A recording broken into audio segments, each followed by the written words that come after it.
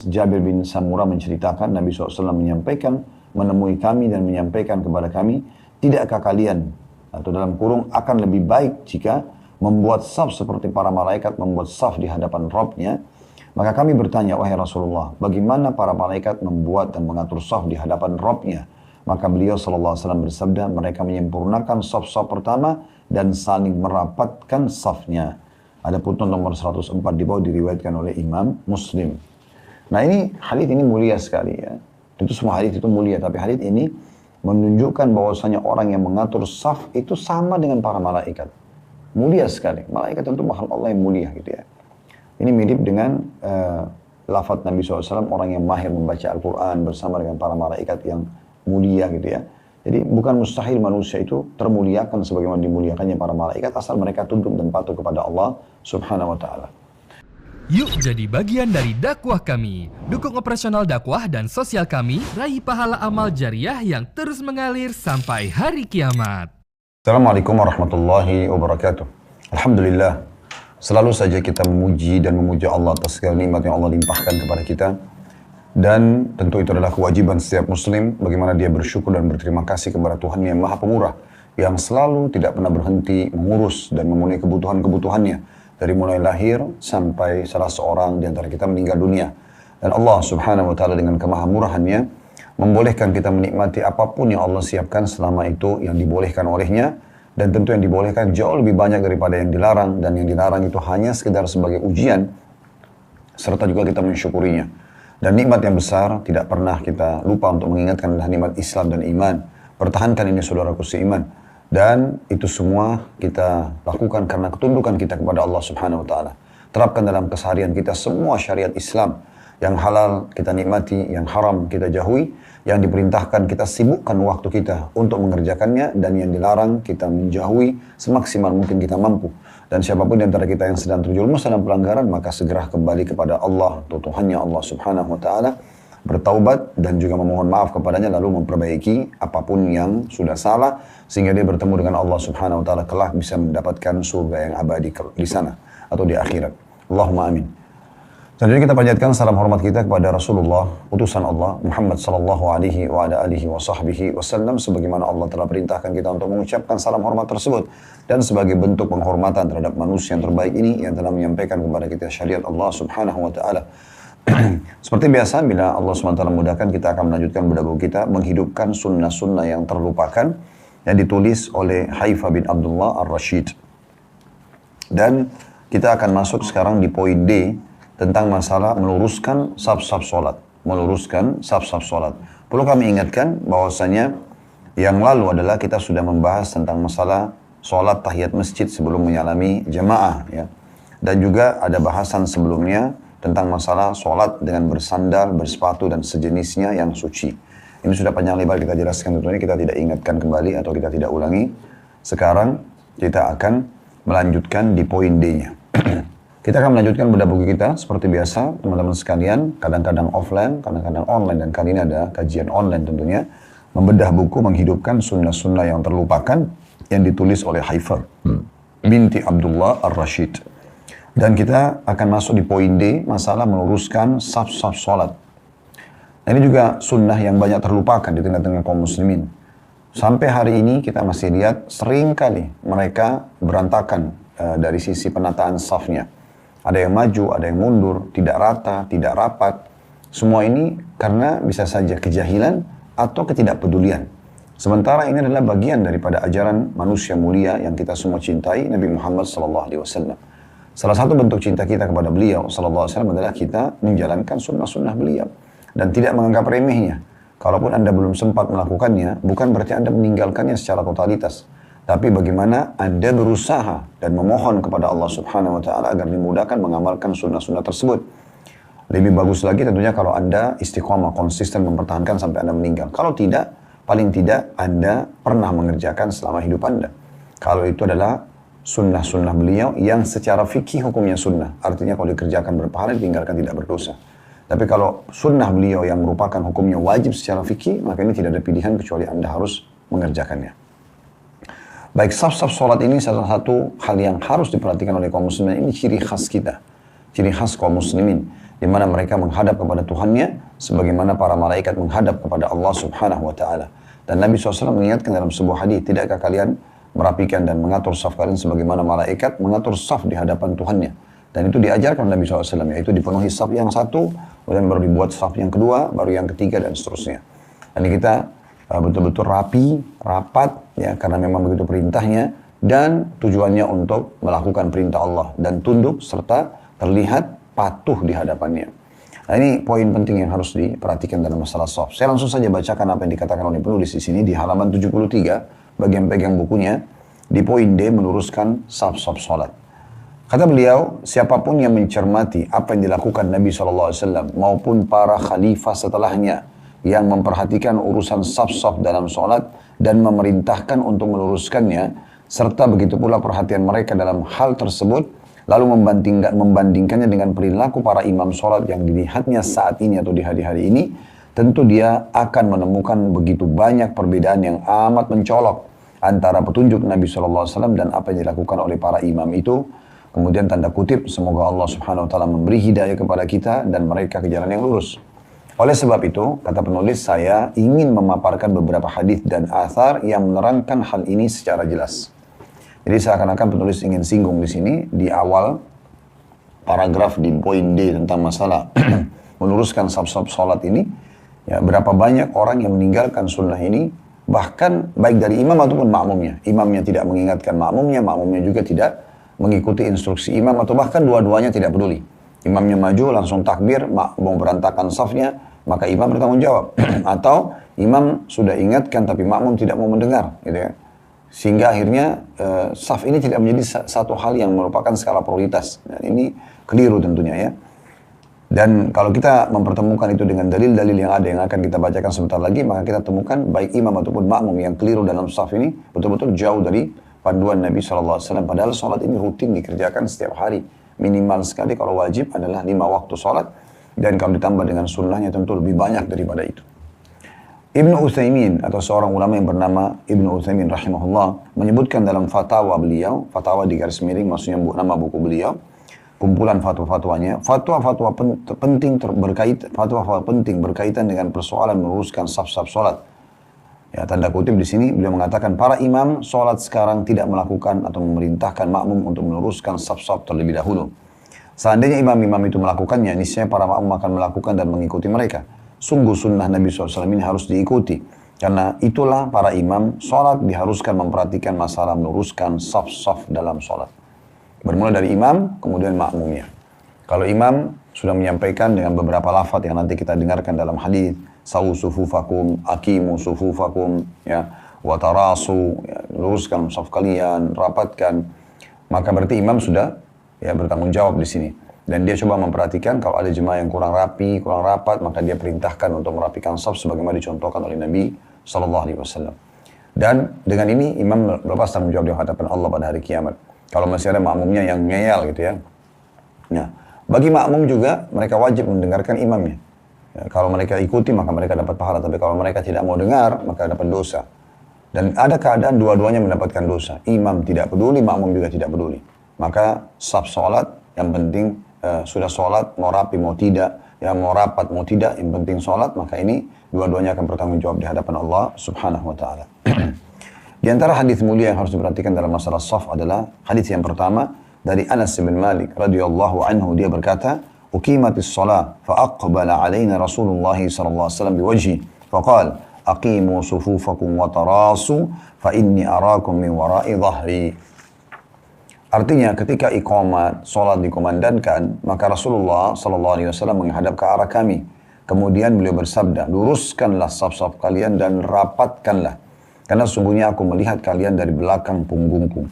Diriwayatkan oleh Bukhari dan juga Muslim.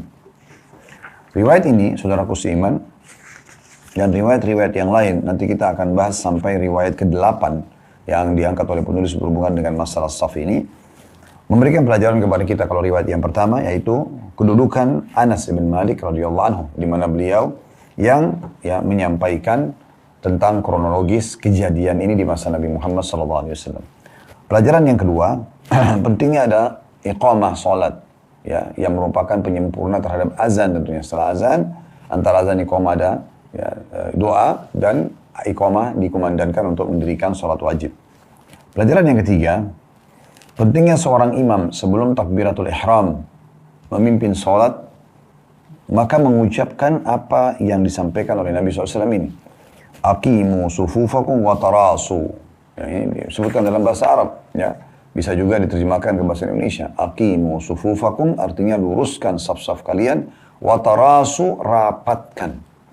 Nah, biasa ada imam, dia suruh makmumnya lurus, tapi tidak suruh rapat. Ini juga tidak sempurna sunnahnya. Ya. Yang benar adalah kita mengatakan seperti yang Nabi ajarkan, aqimu sufufakum wa tarasu. Luruskan saf-saf kalian dan juga rapatkan. Tolak ukur pengaturan saf itu adalah tumit kaki dan bukan ujung jari-jari telapak kaki. Ya, jadi kalau misalnya ini telapak kaki kita maaf, maka yang jadi tolak ukur adalah tumitnya bagian belakang, bukan bagian depannya, bukan bagian depan. Kalau misalnya Anda bayangkan bersama saya ini, kalau Anda sedang berada di saf yang kedua, lalu Anda melihat jemaah secara merata dari kanan ke kiri misalnya dengan mata Anda, dan jemaah-jemaah di saf pertama itu semuanya tolak ukurnya adalah tumit mereka, sehingga tumitnya semua sejajar dari saf sebelah kanan ke sebelah kiri misalnya. Ya. Anda akan temukan pasti rapi. Karena tumit orang itu pasti bisa diatur untuk semua sejajar. Walaupun nanti kalau kita maju ke depan, melihat dari depan, kita akan temukan mungkin ada yang telapak kaki yang lebih besar, otomatis lebih maju, kesannya lebih maju. Tapi sebenarnya tidak masalah. Karena tetap safnya rapi. Kenapa? Karena tumitnya jadi tolak ukur. Sebagian orang menjadikan tolak ukur adalah jari-jarinya. Sehingga kalau kita lihat dari belakang, saf itu berantakan. Karena yang punya telapak kaki lebih besar, dia akan mundur. Gitu kan? Oleh karena itu yang jadi tolak ukur adalah tumitnya yang sejajar. Ya. Berada di garis saf. Nah, selain dirapikan, ya, kemudian juga perlu dirapatkan. Dipertemukan tumit sama tumit, ya, sehingga tidak ada celah buat syaitan. Ya. Sebagaimana mungkin akan disinggung nanti, salah satu hikmah kita menjaga saf ini, agar syaitan tidak masuk di antara saf lalu menggoda sholat. Nah itu poin penting untuk digarisbawahi. Ya. Oleh karena itu ini pelajaran ketiga, perlunya imam sebelum takbiratul ihram, bagaimana dia mengingatkan jemaahnya dan memperhatikan secara khusus. Nanti kita lihat hadis yang kedua, itu lebih detail lagi. Karena Nabi SAW bahkan merapikan dengan tangan beliau, ya, seraya memegang pundak-pundak para sahabat yang dianggap masih perlu untuk diluruskan. Pelajaran keempat dari hadis pertama yang bisa diambil adalah mukjizat yang Allah berikan kepada Nabi Muhammad SAW. Salah satunya adalah beliau kalaupun sholat menghadap ke depan, beliau bisa melihat makmumnya di belakang. Rapi atau tidak rapi. Dan itu terjadi hanya untuk Nabi SAW. Tidak semua orang. Ya. Nabi SAW sendiri yang melihat itu. Sehingga beliau tahu, oh si fulan ini tidak mau ikut instruksi tadinya. Ya, seperti itulah. Dan ini mukjizat tentunya khusus untuk beliau SAW. Sekarang kita masuk hadits kedua, teman-teman sekalian, dan hadits kedua ini berbunyi dari Abu Mas'ud radhiyallahu anhu, dia berkata, "Kana Rasulullah sallallahu alaihi wasallam yamsahu manakibana fi shalah wa yaqulu istaw wa la takhtalifu fatakhtalifa qulubukum." Bahwasanya kata Abu Mas'ud radhiyallahu anhu, Rasulullah sallallahu alaihi wasallam meluruskan pundak-pundak kami ketika hendak mengerjakan salat dalam kurung berjamaah.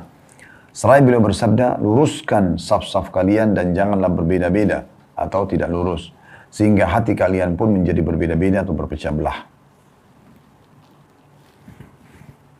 Ada putun di bawah nomor 99, hadis diriwayatkan oleh Imam Muslim. Langsung saja kita ambil pelajaran dari hadis ini, teman-teman sekalian. Dan saya sudah bilang tadi ada 8 buah hadis yang diangkat oleh penulis, ini masih hadis yang kedua. Yang pertama, pelajaran dari hadis kedua adalah kedudukan Abu Mas'ud radhiyallahu anhu, di mana beliau yang menyampaikan kepada kita tentang kronologis riwayat ini. Bagaimana Nabi SAW memegang pundak-pundak para sahabat seraya mengingatkan mereka agar meluruskan saf. Pelajaran yang kedua, bolehnya imam bahkan dianjurkan untuk meluruskan saf sholat jamaah sebelum takbiratul ihram. Bahkan dia dibolehkan memegang pundak, ya, jemaahnya. Ya. Dan tentu di sini adalah laki-laki, imamnya ke laki-laki. Ya. Tidak berlaku imam laki-laki kepada perempuan yang bukan mahramnya. Jadi itu pun kalau dilihat memang saf itu dibutuhkan untuk diluruskan. Dan kenapa Nabi SAW menyentuh pundak para sahabat di sini? Karena pundak itu memang yang dijadikan tolak ukur agar rapat dengan sebelah. Walaupun saya ada orang lebih tinggi dan lebih pendek, misalnya si A tinggi, si B lebih pendek, maka tetap saja kalau kita tolak ukurnya adalah lengan atau pundak kita sejajar, dalam arti kata di sini rapat, maka itu insya Allah akan membuat tentu tumit kita juga tadi kita kuat dan rapatkan di bawah, maka akan membuat saf itu sangat rapi, ya, sehingga tidak ada celah buat syaitan masuk di antara saf sholat. Pelajaran yang bisa diambil yang pertama tadi kedudukan Abu Mas'ud, ya. Pelajaran yang kedua adalah bolehnya imam itu untuk ya meluruskan saf, bahkan dianjurkan dia meluruskan saf sebelum takbiratul ihram, dan boleh memegang pundak para jemaah untuk memberikan saran kepada mereka. Pelajaran ketiga yang bisa diambil adalah ini lafaz lain yang Nabi SAW contohkan selain tadi di riwayat pertama aqimu sufufakum, ya, luruskan saf-saf kalian, ya, watarasu, dan rapatkan, ya, itu lafaz yang pertama imam-imam perlu tahu, aqimu sufufakum watarasu. Di riwayat yang kedua ini istau wala takhtalifu fatakhtalifa qulubukum, luruskan saf-saf kalian dan jangan berselisih sehingga hati kalian pun bisa berselisih. Hadis ini teman-teman sekalian memberikan pelajaran kita. Ya. Yang ketiga tadi adalah pentingnya seseorang imam mengucapkan ini istau wala takhtalifu. Luruskan dan jangan kalian berselisih. Jangan temannya luruskan oleh tidak mau dengar misalnya. Dia harus dengar. Kalau ada yang memberikan dia, tolong Pak lurusin, Bu tolong lurusin misalnya. Kita harus dengar, nggak boleh kita ngotot. Kalau kita ngotot sudah sampai hujah pada kita malah berdosa gitu ya. Oleh karena itu teman-teman sekalian kita nggak boleh berselisih di sini ya dengan imam ya. Dan juga dengan makmum.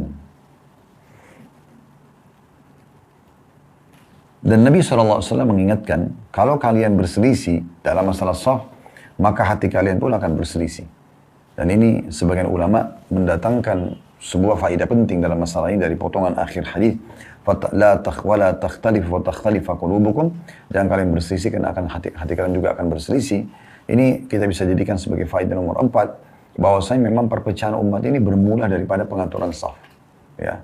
Andai saja mereka sudah sehati dalam saf, tetap dia mau rapatkan, tetap dia peduli dengan saudaranya muslim di sebelah yang sedang sholat supaya rapat dengan safnya dia misalnya, atau kalau dia diberikan masukan dia bisa terima, maka insya Allah urusan-urusan yang lain itu akan lebih mudah. Ya. Umat akan bisa bersatu.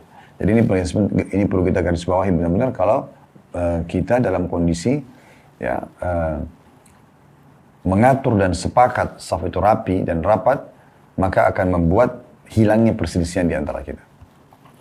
Hadis ketiga teman-teman sekalian yang bisa kita bacakan adalah dari Anas bin Malik radhiyallahu anhu. Dia berkata bahwa Rasulullah SAW bersabda, "Sawu sufufakum fa inna taswiyata as-sufufi min tamamis shalah."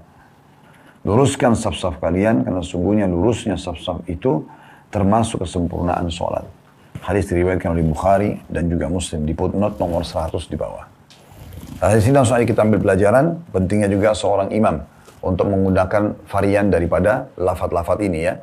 Kalau tadi aqimu sufufakum wa tarasu itu yang pertama, dirikan sholat kalian atau luruskan saf kalian ya, luruskan saf kalian dan ya, rapatkan. Kalau riwayat kedua adalah istau, luruskan ya.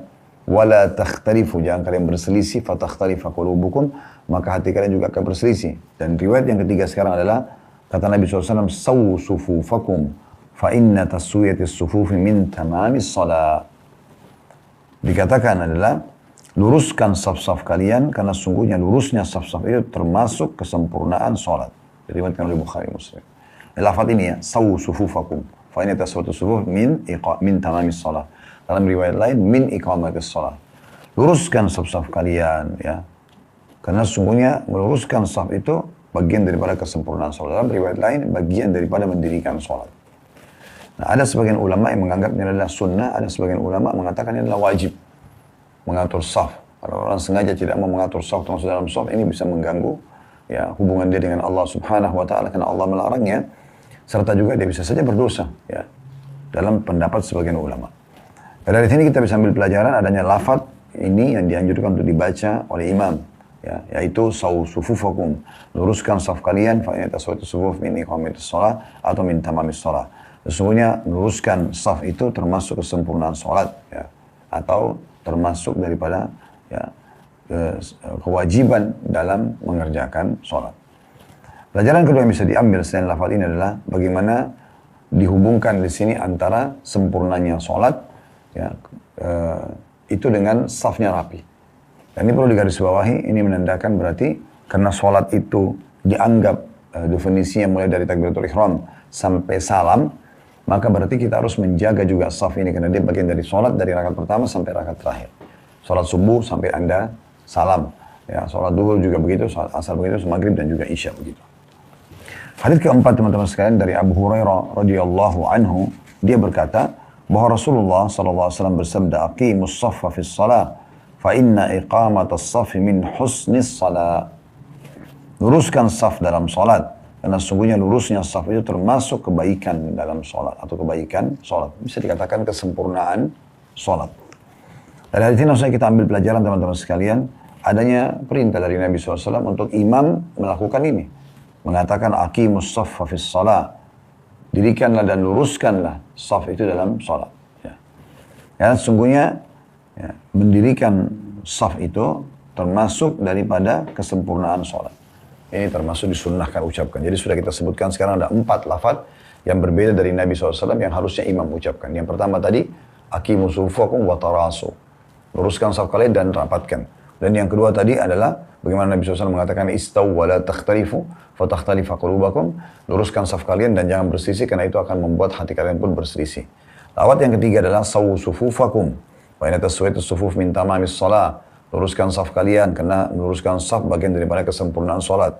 Sekarang yang keempat hadis kita di halaman 74, di hadis nomor 4. Aqimus shaffa fis shalah fa inna iqamatus shaffi min husnil khuluq. Dirikanlah sholat itu atau dirikanlah saf itu pada saat mau sholat, dan ketahuilah mendirikan saf itu adalah bagian daripada kesempurnaan sholat. Jadi ini adanya perbedaan lafaz yang harusnya kita fahami, terutama yang akan sholat menjadi imam. Ya. Baik di rumah ataupun di masjidnya ya. Kemudian pelajaran yang kedua, ternyata mengatur sholat bagian daripada kesempurnaan sholat. Sudah kita singgung di hadits nomor 3, min tamamis sholat, kalau di sini min husnis sholat. Semua sebenarnya berkisar di masalah kesempurnaan. Maksudnya lebih besar pahalanya, ya, lebih dicintai oleh Allah Subhanahu wa taala, lebih cepat meninggikan derajat, membersihkan dosa-dosa. Itu kalau Anda hubungkan antara sholat Anda dengan tentunya pengaturan shaf. Hadis selanjutnya, hadis nomor 5 dari An-Nu'man bin Bashir radhiyallahu anhuma. Nu'man sahabat, ayahnya Bashir sahabat, kita mengatakan radhiyallahu anhuma. Dia bercerita bahwa dia pernah mendengar Rasulullah SAW bersabda, "La tusawwunna sufufakum aw la yukhalifannallahu baina ujuhikum." Hendaklah kalian meluruskan saf kalian atau Allah Subhanahu wa taala akan menanamkan rasa permusuhan di antara kalian. Diriwayatkan oleh Bukhari dan juga Muslim. Ini tentunya lafaz Imam Bukhari. Nanti lafaz Imam Muslim kita akan baca sebentar insyaallah. Tapi kita langsung ambil dulu pelajaran pertama dan pelajaran selanjutnya dari hadis yang nomor 5 di urutan yang pertama. Yang pertama sekali yang harus diambil adalah wajibnya seorang muslim, ini pendapat yang sebagian ulama mengatakan wajib, ada yang mengatakan sunnah muakkad, sunnah yang sangat ditekankan. Wajibnya semua muslim untuk perhatian secara khusus terhadap safnya, karena kalau tidak, dia nggak mau mengingatkan temannya di sebelah, dia juga tidak mau diingatkan, dia tidak mau peduli dari rakaat pertama sampai rakaat terakhir. Tidak juga dia luruskan kemungkaran atau kesalahan temannya dengan perbuatannya, misalnya dengan menarik badannya atau meluruskan kakinya misalnya. Kalau tidak dengan lisan menasihati, kalau tidak maka dengan hatinya. Maka ini harus dilakukan ya, karena kalau tidak akan melahirkan perselisihan di tengah-tengah umat Islam. Baik, sekarang kita masuk ke redaksi Imam Muslim, masih di urutan yang sama, urutan nomor 5, masih dari sahabat yang sama, Nu'man radhiyallahu anhu. Beliau berkata, karena Rasulullah SAW yusawwi sufufana hatta ka'annama yusawwi biha al-kidah hatta ra'a anna qad aqalna anhu thumma kharaja yawman faqama hatta kada yukabbir fara'a rajulan badiyan sadruhu fi as-saf faqala ibadallah la tusawwunna sufufakum aw la yukhalifanna Allahu baina wujuhikum. Kata An-Nu'man radhiyallahu anhu dalam redaksi yang lain riwayat Imam Muslim, tadi kita bacakan redaksi Imam Bukhari. Kata Nu'man radhiyallahu anhu, Rasulullah SAW meluruskan saf-saf kami sampai-sampai menyerupai lurusnya anak panah. Hingga beliau melihat bahwasanya kami sudah memahaminya. Setelah itu pada suatu hari, beliau keluar menuju masjid untuk mengerjakan sholat berjamaah. Kemudian ketika sudah berdiri dan siap-siap hendak bertakbir, beliau melihat seseorang yang tidak lurus dalam saf atau dengan saf. Beliau pun bersabda, wahai hamba Allah, luruskanlah safmu, dan jika tidak Allah Subhanahu wa taala akan menanamkan rasa permusuhan di antara kalian. Ya, ini Tentunya ada footnote di bawah penjelasan beberapa hal berhubungan dengan hadis ini. Baik, dari riwayat yang kedua, riwayat Imam Muslim di urutan nomor 5 ini, kita bisa ambil pelajaran teman-teman sekalian. Yang pertama, kedudukan Nu'man radhiyallahu anhu, di mana beliau yang menyampaikan kepada kita kronologis hadis ini. Kemudian pelajaran yang kedua yang bisa diambil, bagaimana Nabi SAW pedulinya dengan saf-saf muslimin dan saf-saf para sahabat. Sampai-sampai beliau meluruskan saf itu seperti meluruskan anak panah. Nah, kita bisa lihat bagaimana teman-teman yang pernah memanah tentu tahu, anak panah itu harus diletakkan tepat di tempatnya, tepat juga lurusnya, dan kita harus jeli sekali memperhatikan agar panahan itu atau anak panah bisa kena sasaran. Anda meleset sedikit saja, miring sedikit maka tidak akan mengenai sasaran selamanya. Maka saking pentingnya mengatur saf sampai Nabi SAW seperti mengatur bagaimana anak panah yang akan dilesatkan atau dilepaskan. Pelajaran ketiga yang bisa diambil, bahwasanya pentingnya seorang imam meluruskan saf makmumnya, dan mengingatkan di sini, jadi supaya dia jangan maju, jangan mundur, dia bersama dengan kaum muslimin rata, gitu ya. Dan ini tentunya boleh disampaikan apa yang Nabi SAW sampaikan, kan harus luruskan saf kalian. Kalau tidak Allah akan selisihkan di antara kalian. Nah, ini harus kita hati-hati karena kita dibuat oleh Allah SWT berselisih satu sama yang lain, justru dikarenakan pengaturan saf yang kita lalaikan. Pengaturan saf yang kita lalaikan. Ada kurang lebih tersisa 3 buah hadis, saudaraku seiman. Kembali saya ingatkan teman-teman sekalian, hadis yang pertama, kedua, ketiga, dan keempat serta kelima, ini adalah lafaz-lafaz yang diajarkan oleh Nabi SAW untuk diucapkan, terutama bagi imam. Dan yang pertama adalah, tadi di riwayat nomor 1, aqimu sufufakum wa tarasu. Dirikanlah atau luruskanlah saf kalian, serta juga rapatkan. Dan sudah kita singgung tadi bagaimana sebenarnya merapatkan saf solat. Kemudian riwayat yang kedua, istau wa la takhtalifu fatakhtalifa qulubakum. Luruskan saf kalian dan jangan berselisih karena akan berselisih juga hati-hati kalian. Dan sudah kita sebutkan juga tadi bagaimana ulama menitik beratkan bahwasanya bisa saja ini memang merupakan inti daripada permasalahan perselisihan umat yang sedang terjadi, bermula dari saf solat mereka. Kemudian yang ketiga adalah sabda Nabi SAW dari hadis nomor 3, sawu sufufakum, fa inna taswiyatus sufufi min tamamis shalah. Luruskan saf kalian karena meluruskan saf itu bagian daripada kesempurnaan solat. Bisa dimaknakan berarti ada kurang solatnya atau pahala solatnya kalau seseorang tidak peduli dengan masalah ini. Lalu hadis nomor 4, aqimus saffa fis shalah fa inna iqamas saffi min husnis shalah. Dirikanlah atau luruskanlah saf dalam salat itu karena sungguhnya meluruskan saf itu bagian daripada kesempurnaan atau kebaikan dalam salat. Artinya akan lebih banyak mendapatkan pahala. Dan yang terakhir tadi sebelum kita break itu hadis nomor 5 di mana Nabi SAW menyebutkan la tusawwunna sufufakum aw la yukhalifannallahu baina ujuhikum. Hendaklah kalian meluruskan saf-saf kalian atau Allah akan menanamkan rasa permusuhan di antara kalian. Nah, ini mungkin lafaz-lafaz seperti ini terlupakan oleh banyak imam. Kita harus mengingatkan memang kalau saf itu harus diluruskan. Dan kalau kalian tidak luruskan maka akan terjadi perselisihan di tengah-tengah umat Islam. Allah akan membuat hati kalian berselisih satu sama yang lain. Di sini dalam terjemahan juga Allah akan menanamkan rasa permusuhan di antara kalian. Jadi memang mulai dari situ. Karena orang kaya, orang miskin, pejabat, masyarakat biasa, semuanya kalau di saf sama. Mereka merapatkan kaki-kaki mereka. Kemudian juga riwayat Imam Muslim tadi yang terakhir kita bacakan masih dari An-Nu'man bin Bashir radhiyallahu anhuma, di mana beliau Nabi SAW meluruskan saf-saf para sahabat sampai seakan-akan beliau meluruskan anak panah yang akan dilepaskan. Serta juga beliau pernah melihat ada seseorang yang keluar dadanya dari saf atau dia keluar tidak rapi dari saf, maka Nabi SAW mengatakan, wahai hamba-hamba Allah, kalian harus luruskan saf kalian atau Allah akan menanamkan perselisihan di antara kalian. Sekarang kita lanjutkan 3 buah hadis dari bab yang sama, dari nomor urutan yang sudah kita baca tadi, yaitu hadis nomor 6. Yang berbunyi dari Jabir bin Samurah radhiyallahu anhu, beliau mengatakan, ثم خرج علينا رسول الله صلى الله عليه وسلم فقال ألا تصفون كما تصف الملائكة عند ربها فقلنا يا رسول الله وكيف تصف الملائكة عند ربها قال يتمون الصفوف الأول ويتراصون في الصف. Setelah itu, maksudnya Jabir bin Samurah menceritakan Nabi SAW menyampaikan, menemui kami dan menyampaikan kepada kami, tidakkah kalian atau dalam kurung akan lebih baik jika membuat saf seperti para malaikat membuat saf di hadapan Rabb-nya, maka kami bertanya, wahai Rasulullah, bagaimana para malaikat membuat dan mengatur saf di hadapan Rabb-nya? Maka beliau SAW bersabda, mereka menyempurnakan saf-saf pertama dan saling merapatkan safnya. Ada putnot nomor 104 di bawah diriwayatkan oleh Imam Muslim. Nah ini hadits ini mulia sekali ya. Itu semua hadits itu mulia, tapi hadits ini menunjukkan bahwasanya orang yang mengatur saf itu sama dengan para malaikat. Mulia sekali. Malaikat tentu makhluk Allah yang mulia gitu ya. Ini mirip dengan lafaz Nabi SAW, orang yang mahir membaca Al-Quran bersama dengan para malaikat yang mulia gitu ya. Jadi bukan mustahil manusia itu termuliakan sebagaimana dimuliakannya para malaikat asal mereka tunduk dan patuh kepada Allah Subhanahu wa taala. Pelajaran pertama dari hadis, kedudukan Jabir bin Samurah radhiyallahu anhu karena beliau menceritakan bagaimana Nabi SAW ya datang menemui mereka dan kemudian disebutkanlah tadi panjang lebar lafaz hadis yang sudah kami bacakan. Pelajaran yang kedua, bahwasanya pentingnya seseorang muslim peduli dengan saf karena sedang menghadap kepada Allah Subhanahu wa taala dan makhluk yang selalu berhadapan dengan Allah Subhanahu wa taala secara langsung adalah para malaikat.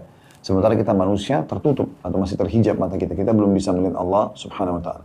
Para malaikat itu dimuliakan, memang ditugaskan oleh Allah Subhanahu wa taala di langit dan di bumi tentunya. Dan mereka mengatur saf di hadapan Allah Subhanahu wa taala. Di sini disebutkan mereka menyempurnakan saf yang pertama sudah penuh, sudah rapat, sudah rapi, baru terisi diisi saf yang kedua. Baru setelah rapi, penuh, baru pindah ke yang ketiga. Begitu seterusnya. Begitu seterusnya sampai tentunya ya saf yang terakhir. Jadi kalaupun ada saf yang tidak rapi atau masih kurang, maka itu adalah saf yang terakhir. Begitu disebutkan dalam lafaz riwayat hadis yang lain tentang masalah ini tentunya. Baik, jadi ini pelajaran penting yang bisa kita ambil. Bagaimana kita mengatur saf sebagaimana para malaikat mengatur saf mereka. Pelajaran ketiga yang bisa diambil adalah pentingnya seseorang bertanya tentang hukum agama atau sesuatu yang mungkin disampaikan kepada dia dalam bentuk informasi, maka dia menanyakan kalau memang belum jelas bagi dia. Di sini Nabi SAW mengatakan, apakah kalian tidak mengatur saf kalian sebagaimana para malaikat mengatur saf di hadapan Tuhannya? Maka para sahabat bertanya, ya Rasulullah, memang bagaimana caranya penataan saf tersebut? Ya, supaya lebih jelas. Barulah Nabi SAW sampaikan, mereka menyempurnakan saf-saf yang pertama. Jadi pertama utuh, baru pindah yang kedua, utuh, baru pindah yang ketiga, utuh terus begitu. Ya. Dan mereka merapatkan di antara satu sama yang lain. Berapa banyak muslimin yang melanggar hadis ini?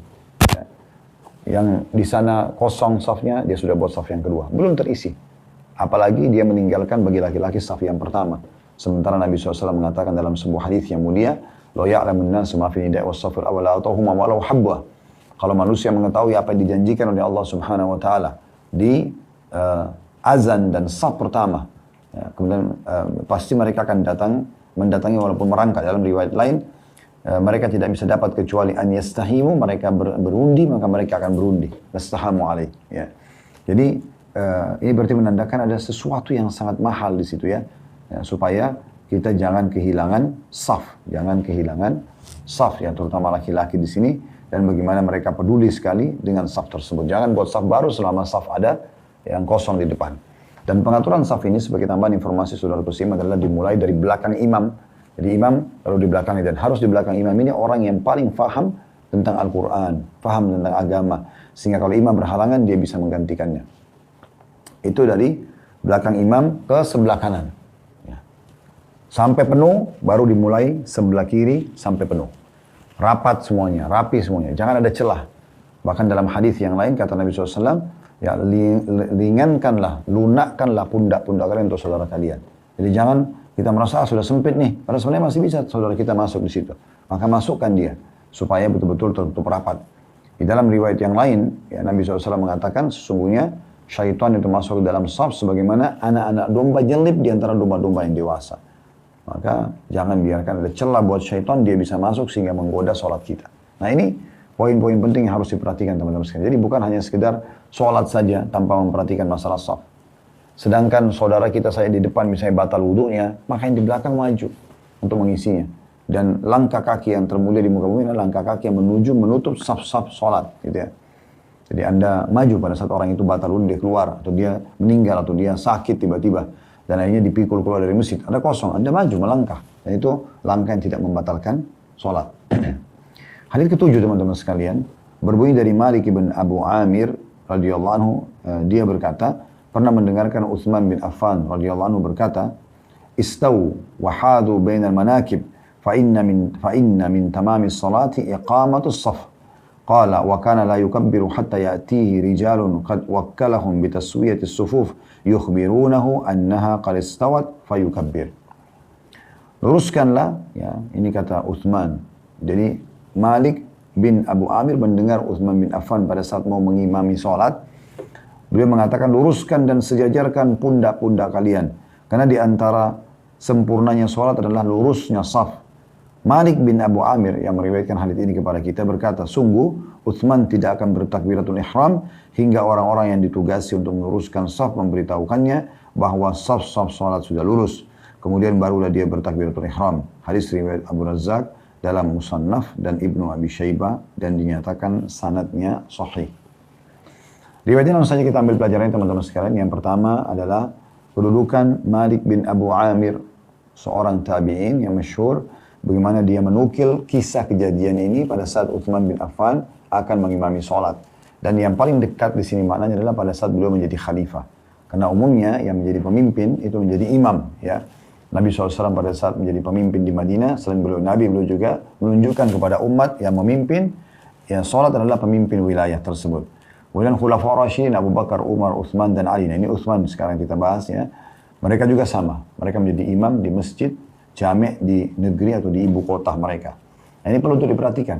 Di masa sekarang orang jadi pemimpin tidak memikirkan apakah dia layak jadi imam atau tidak. Padahal sebenarnya salah satunya kalau dia muslim. Dia harus memang bisa untuk menjadi imam, ya. Jadi bacaan sholatnya harus diuji, tata cara sholatnya harus benar, gitu ya. Jadi bukan hanya sekedar punya masa, ya, kemudian menang. Tetapi kalau dia muslim, dia harus perhatikan masalah ini. Kalau dia sudah terlanjur memimpin dan ternyata juga belum ke situ arahnya, dia harus belajar, kewajiban, ya, untuk dia bisa menjadi imam, ya. Ini diambil dari sikapnya Utsman bin Affan yang memimpin sholat. Pelajaran ketiga, pentingnya imam mengingatkan makmumnya. Dan ini lafadznya, istawu wahadu bainal manakib. Fa inna min tamamis salati iqamatus saf. Ya.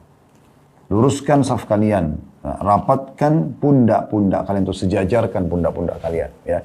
Sejajar sini bukan berarti harus sama semua tingginya, karena orang beda-beda tinggi pendeknya. Tapi maksudnya memang pundak ini di sebelahnya adalah pundak di sebelah, walaupun lebih pendek atau lebih tinggi, tetap dia kalau dilihat sejajar. Begitu seterusnya sampai ke ujung saf kanan dan kiri. Dan sudah kami katakan tadi, cara yang termudah adalah bagaimana memperhatikan tumit. Kalau tumit kita sejajar semuanya, maka pasti akan membantu pundak kita dan juga, ya, lengan sebelah kanan dan kiri ini rata dengan makmum yang ada di sebelah kita. Ini pelajaran, dan ini juga boleh dipilih lafadznya, istawu, luruskan, wahadu bainal manakib, dan pertemukan dan sejajarkan antara pundak-pundak. Fa inna min tamamis salati iqamatus saf. Sesungguhnya termasuk kesempurnaan sholat adalah merapatkan saf. Pelajaran selanjutnya, yang ketiga yang bisa diambil dari riwayat ini adalah bolehnya seorang imam menugaskan beberapa orang. Bahkan ini termasuk amal yang baik, khusus untuk memperhatikan saf.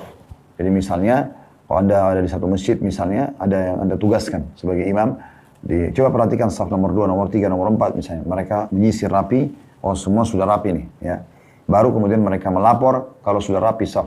Saf kedua sudah, saf ketiga sudah misalnya. Nah, di saat itulah imam bertakbir.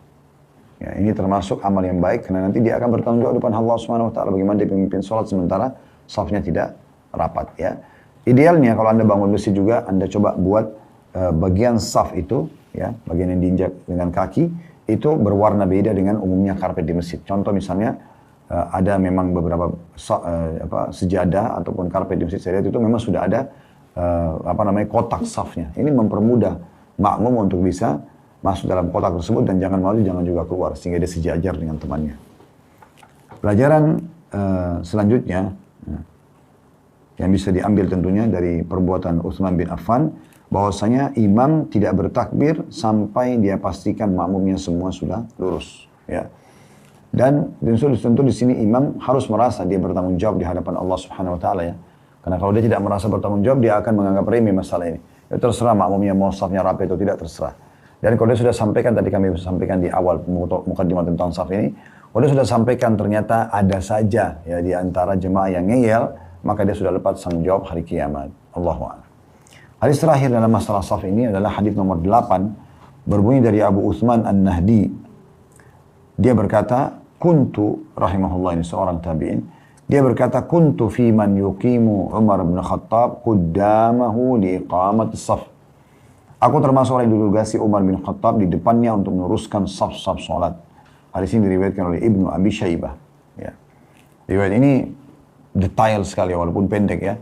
Kita ambil langsung pelajarannya. Yang pertama kedudukan Abu Uthman An-Nahdi rahimahullah, di mana beliau menceritakan kepada kita tentang penugasan Umar bin Khattab kepada beliau khusus untuk memperhatikan saf yang masih miring, ya, yang belum rapat.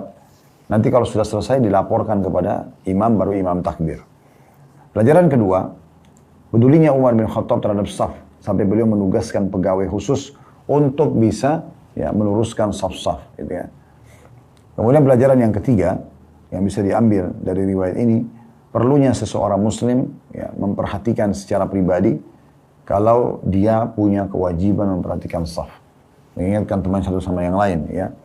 Ibnu Utsaimin rahimahullah dalam fatwanya berkata, inilah yang dilakukan Nabi SAW dan dua orang khulafaur rasyidin, Umar dan juga Utsman radhiyallahu anhuma. Yakni mereka tidak bertakbiratul ihram untuk memulai sholat hingga saf-safnya lurus. Nabi SAW tidak akan mungkin takbir. Ya, begitu tadi disebutkan riwayat Umar dan juga Utsman radhiyallahu anhuma, kecuali memang sudah sampai kepada beliau informasi betul-betul saf sudah rapi. Ya. Ini kan bentrok sekali dengan sebagian umat atau imam yang tidak peduli. Dia bahkan tidak pernah balik sama sekali ke makmumnya. Padahal sebenarnya Nabi SAW dalam beberapa riwayat yang lain, ya, seringkali balik ke sisi kanannya lalu mengatakan istawu wa'tadilu sawu sufufakum wala takhtalifu, ya.